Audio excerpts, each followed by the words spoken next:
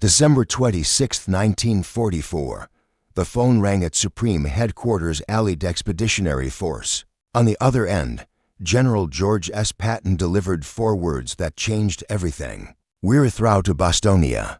Eisenhower had been expecting this call, but not for another 3 or 4 days. Not through a blizzard.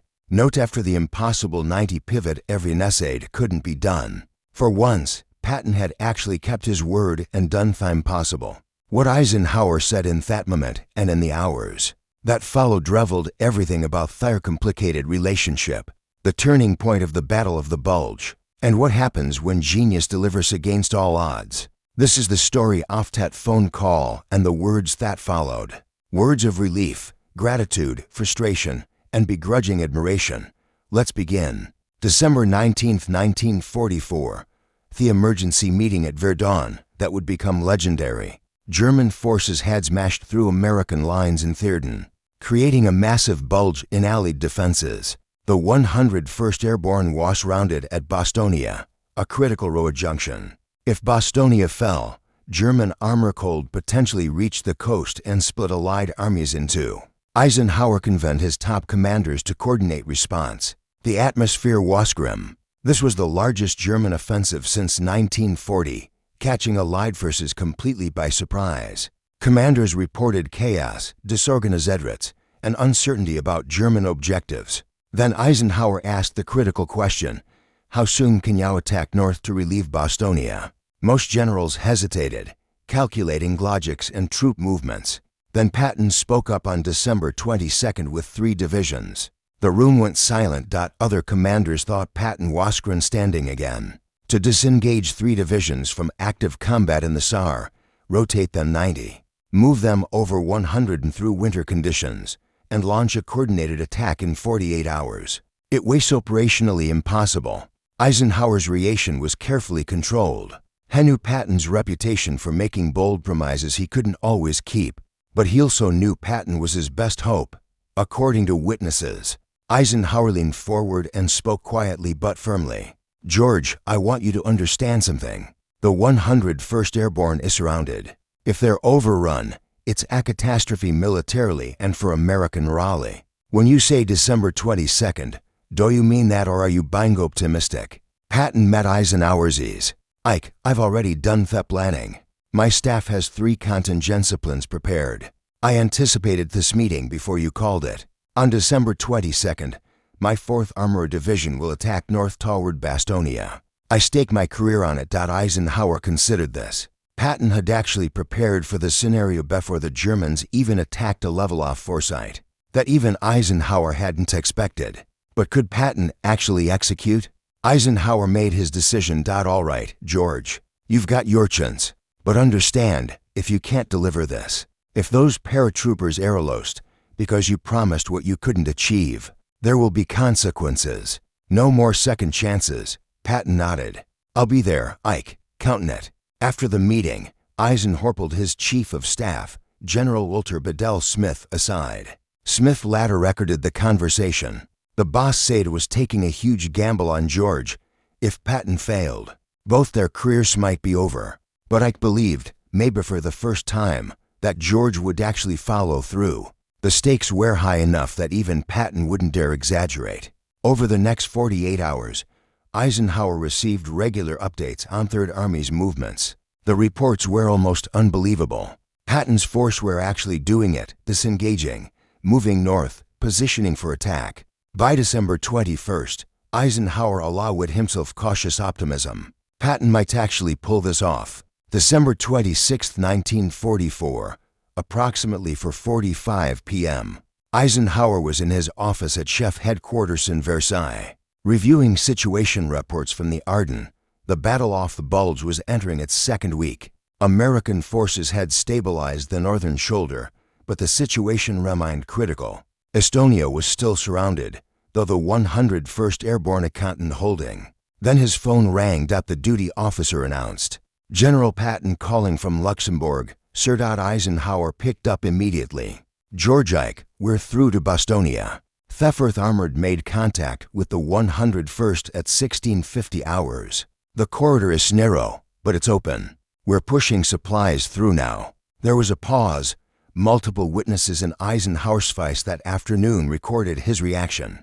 First, visible relief. His shoulders dropped, tension released. Then something unexpected.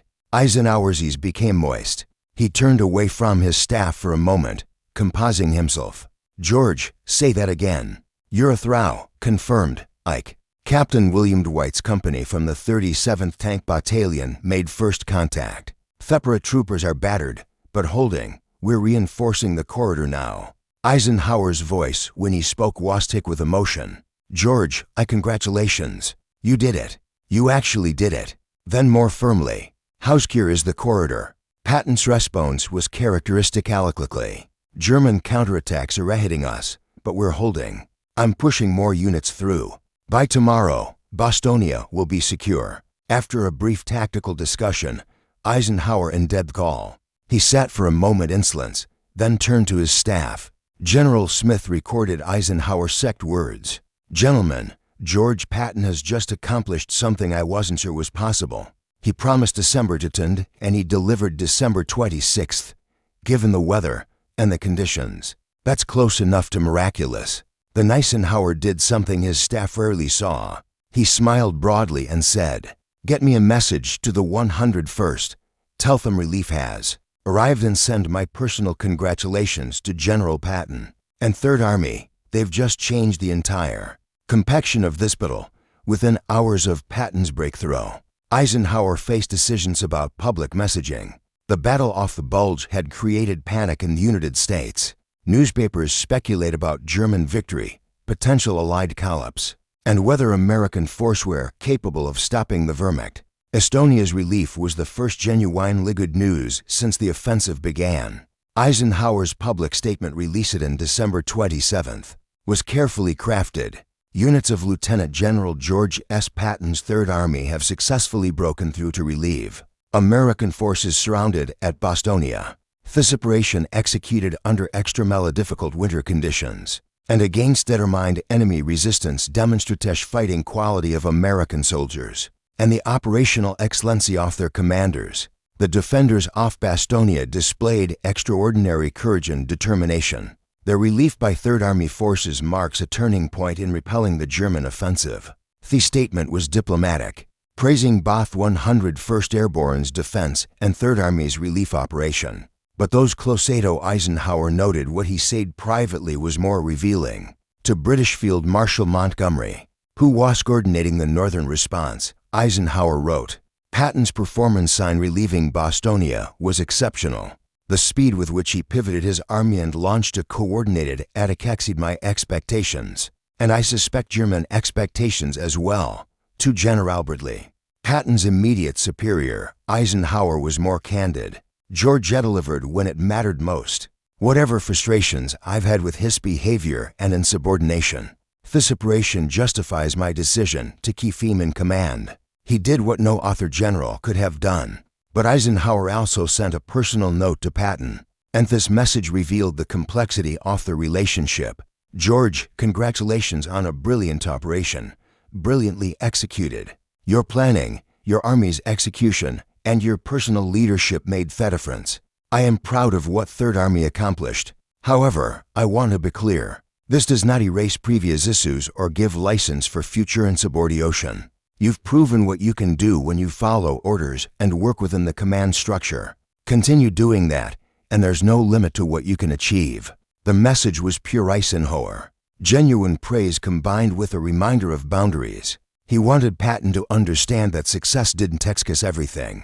In the days following Bastogne's relief, Eisenhower's diary entries and private letters revealed his complex feelings about Patton and the operation.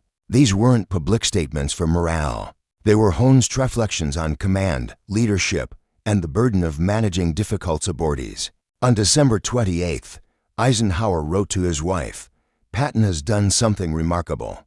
I've spent so much time being frustrated with George, his ego, his controversies, his insubordination that I sometimes forget why I keep him in command.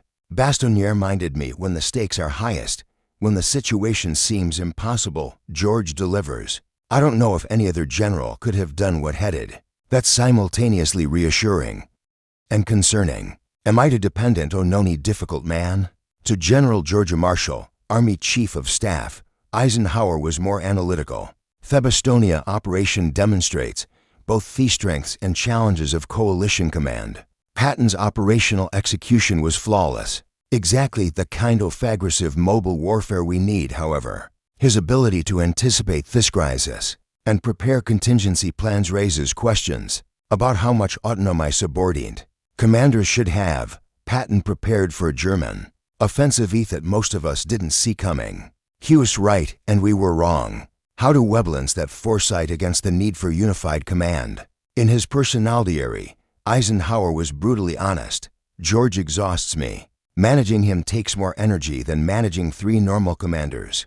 But what he accomplished at Bastogne justified every frustration, every controversy, every moment I wanted to relieve him. The paratroopers at Bastogne owe their lives to George's speed and aggression. The Battle of Bulge might have been a catastrophic without his response. I can't fire a man who saves battles. I can't even reprimand him when he's just proven his methods work. This is the impossible position George puts me in. He's right too often for me to change him, but difficult too often for me to enjoy working with him. Perhaps mostlingly, Eisenhower wrote to British Prime Minister Winston Churchill, General Patton has demonstrated despite his difficulties, he remains invaluable. His relief of Bastogne may have saved the entire Ardennes campaign. I wanted you to know this because I'm aware of concerns about Patton's temperament.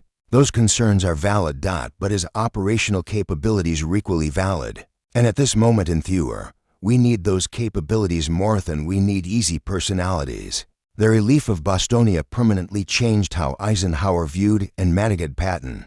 It established a new equilibrium in their relationship, one based on proven capability rather than potential, on demonstrated results rather than promised performance. In January 1945, Eisenhower held a commander conference surveying lessons from the Battle of Bulge. When discussing Third Army's performance, Eisenhower stated publicly, General Patton's relief of Bastogne airposts, one of the outstanding operation achievements of this war, the speed, coordination, and aggressiveness displayed by Third Army set a standard for mobile warfare. Other commanders would do well to study this operation. This was significant.